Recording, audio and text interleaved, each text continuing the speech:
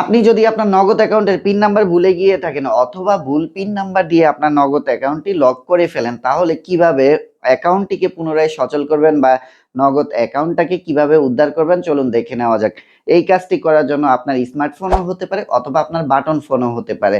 তো এই কাজটি করার জন্য আমাদের মোবাইলে ডায়াল প্যাড থেকে *167# ডায়াল করে দেব। ডায়াল করার পরে আমাদের যেই সিমে নগদ অ্যাকাউন্ট সেই সিমটাকে দিয়ে কল করে দেব।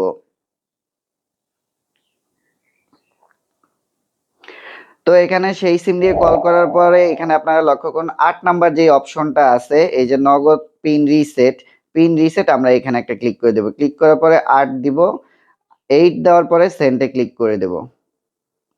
সেন্ডে ক্লিক করার পর এখানে কয়েকটা অপশন পাবেন, ফরগেট পিন, চেঞ্জ পিন।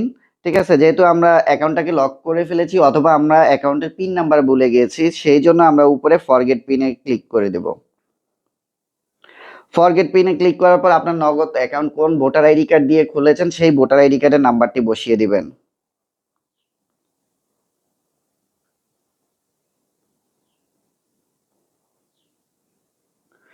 দেন আমি আমার ভোটার আইডি কার্ডের নাম্বার দিয়ে সেন্ড করে দিচ্ছি। দেন এখানে আপনার ভোটার আইডি কার্ড অনুযায়ী বয়স কত, বয়সের সালটা দিয়ে দিবেন। তো আমি বয়সের সাল দিয়ে সেন্ড করে দিচ্ছি। দেন এখানে তারা আপনার কাছে জানতে চাচ্ছে লাস্ট ৯০ দিনে আপনি কোনো ট্রানজ্যাকশন করেছেন কিনা। যদি আপনি কোনো ট্রানজ্যাকশন করে থাকেন তাহলে ইয়েস দিবেন। সো আমি লাস্ট ৯০ দিনে যেই ট্রানজ্যাকশন করেছি সেই ট্রানজ্যাকশনের অ্যামাউন্টটা দিয়ে দেব। সো আমি ২৯০ টাকা ক্যাশ আউট করেছিলাম। তো ২৯০ টাকা ক্যাশ আউট করার জন্য ২ সিলেক্ট করেছি।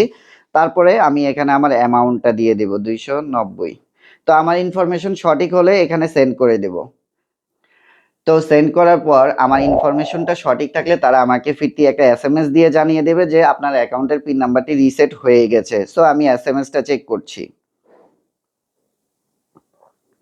এই যে আপনারা লক্ষ্য করুন তারা অলরেডি আমাকে একটা মেসেজ দিয়েছে, your pin reset request is successful, please dial *16724 new digit pin number set.